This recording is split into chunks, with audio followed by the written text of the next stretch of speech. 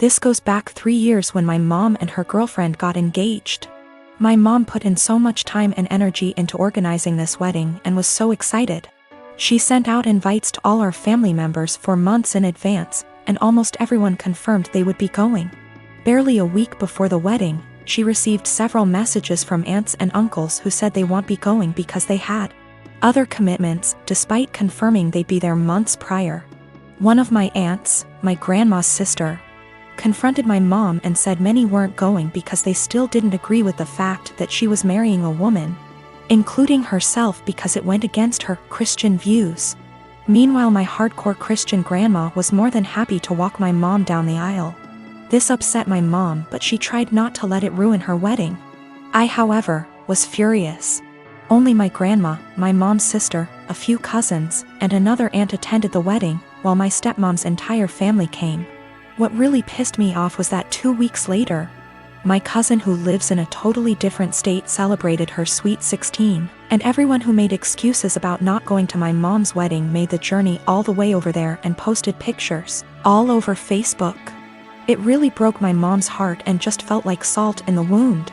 I swore then that when I got married, everyone who did not show up to my mom's wedding would not be invited to mine.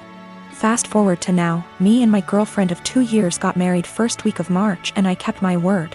The only ones we invited to our wedding was the family that did go to my mom's, and one other aunt who did have a good reason for not being there at the time because she was recovering from surgery. I wanted to clarify that I am in fact a guy. We even invited my stepmom's family too. Obviously my other family members found out and expressed their hurt over not being invited. I called them all out and said if they had a problem with my mom for being who she is, then they had a problem with me, and I wouldn't let toxic people be a part of a special day for me and my wife. My wife stood behind my decision, as did my mom. That still doesn't seem to stop them from thinking it was a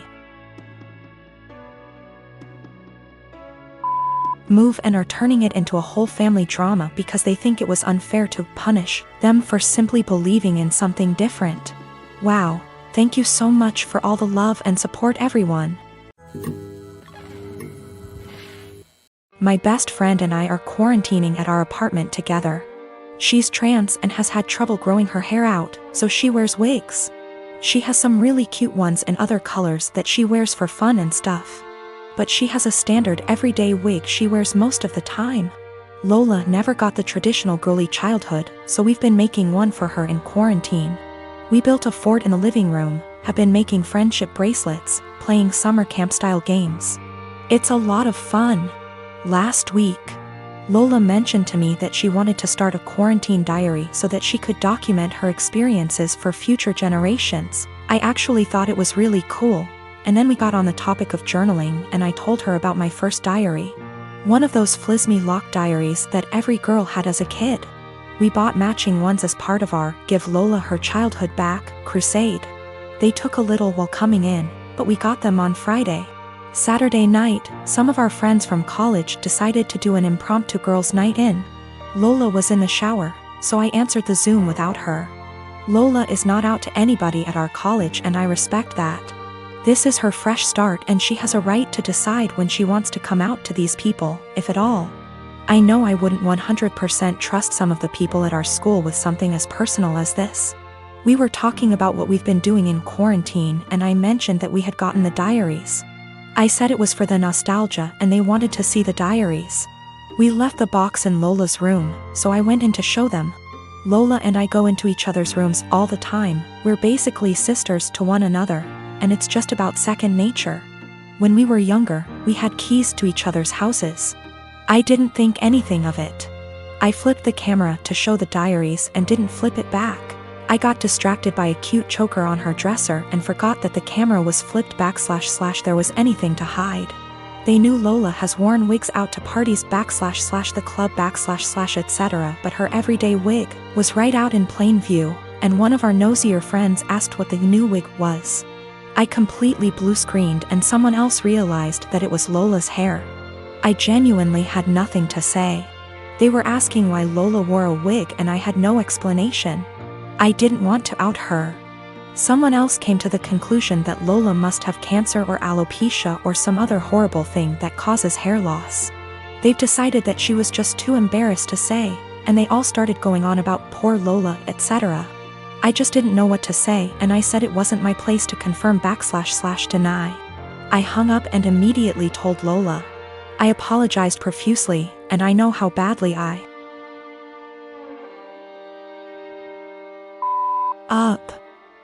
I feel so guilty about it.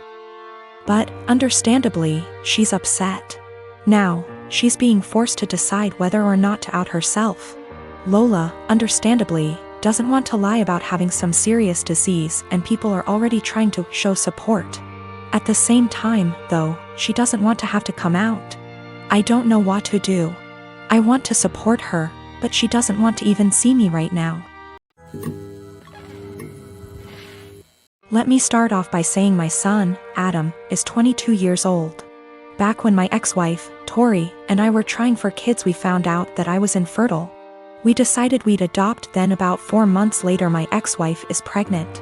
I was thrilled because I thought maybe the doctor made a mistake. No, I was wrong. My ex-wife cheated on me and I didn't find out until 20 years later. Tori told me 2 years ago that she cheated on me. And we did a paternity test to make sure, and well, he's not my biological son.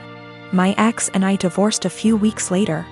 Ever since my son found out the truth, he wanted to meet his biological father. He did, and they started to become really close. It hurt me much more than I thought it would. He's an adult, he can make his own decisions, but it hurt really bad. They started to bond really well, and all of a sudden Adam became really distant from me. It's been like this for almost a year and a half. I tried to text him to make plans for dinner and he said he's busy with Chris, biological father. I tried numerous times to connect with him by calling and texting, but he never made plans aside from like a meal every other month.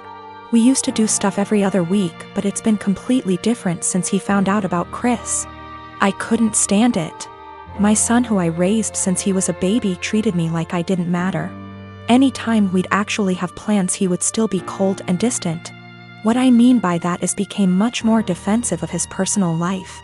I'd ask him how classes or friends were and he'd just say they were fine but never go deeper than that. He also changed his major from econ to computer science and didn't even mention it to me until a year later. I told him how much he was hurting me because of how distant he was, and he apologized and said he'd do better. He never did.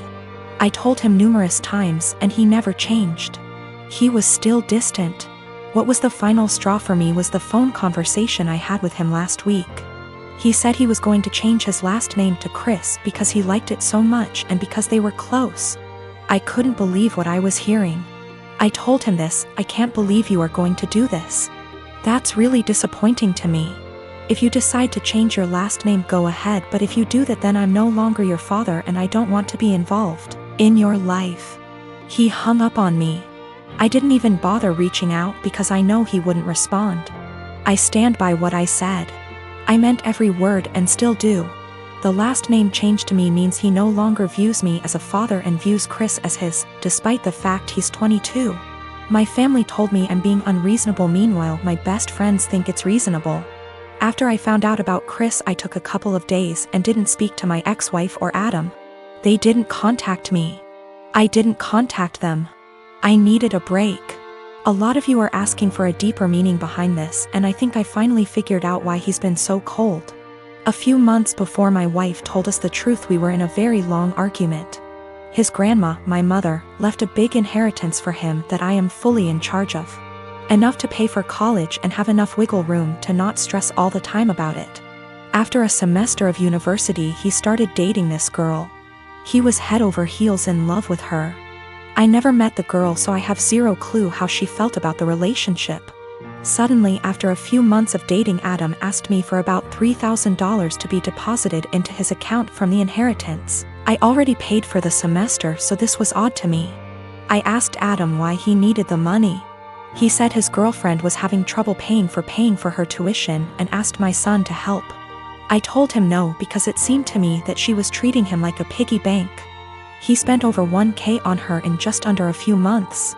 He would constantly talk about how he loved going shopping with her so he could buy her things. To me, she was just after my son's inheritance, and I was right. What I said to him was basically this: Adam, You haven't been dating this girl for very long at all, and for me to give you that much money just to spend on her after a few months doesn't sit well with me. That's the money your grandmother left you for your college career, not hers. If you two were more serious, then I would think about it, but I'm not giving you that much money to just give your girlfriend." Turns out my guess was right, and she was after his money. They broke up shortly after and have had an on-again, off-again relationship ever since. He was upset with me, but he eventually got over it after a few months. Then we found out about my ex's affair. I don't know if that's the real reason he's so cold. That was a huge argument that went on for weeks until she left him. I am 17, female. My dad has remarried about a year ago, and it's been hell from the start. I have 2 younger brothers. I work and I often help out with the bills and my 2 younger brothers. I do the exact chores that my father previously gave me. My room is always clean. I do the dishes after dinner. I do the laundry every week. I am in charge of cleaning the kitchen, living room and back patio, as well as taking our trash. So I do what I have to do. But I don't allow my stepmom to try and make me do more things than I already do or try to make major changes in my life. Again, I just do what I need to do so I can go on with my life. I'm just saying this to show that I am a good kid. I can admit that I really do not like my stepmom. My dad won't see it and constantly acts like I'm losing my mind, but my stepmom acts different behind closed doors. I told everyone from the beginning that I do not see her as my mom. I won't be calling her mom. And this change with her and her 4 kids moving into our apartment will not change aspects of my life. I'm not a babysitter, but she constantly disrespects that. I'm not sure why, but she loves trying to punish me, which I don't let her do. Again, I don't need disciplining. I'm just not happy anymore, and I'm done putting on a smile to please everyone of overworking myself to feel proud of. So I do what I need to do, and everyone can leave me alone. She constantly tries to make me do more than I already do, go as far as to clean her bedroom, bathroom, pick out her kids' clothes, buy them clothes, and gets angry if I say no. The other day she tried coming to me telling me to call off of work to watch her kids. I told her that I won't, and I am not a babysitter. Her kids are all twins, 2 of them 14, 2 of them 15. She told me that she wasn't asking me, and if I'm not there I lose my phone, car, and laptop. I pay for all that. I just said I will be going. She said I won't. Don't try arguing because my dad will put me in check. All I said was we'll see. So like I said, I went to work. I left the kids there, made them some food, and left. And she was pissed, vein popping out of her forehead, pissed. She started yelling at me, trying to take all of my stuff, but I kept them in my room and told her that I said I would not and she shouldn't be surprised. She got mad, saying why I was incompetent to even babysit a couple of kids, and she can't wait till I turn 18 to kick me out. I agreed, and she got even more mad and tried saying I will be coming straight home from school. At this point I just accused her of being a sadist and thriving off of watching people suffer. Argument was over. I went where I needed to, did what I needed to. But my dad and her have given me the silent treatment and won't even leave dinner there for me.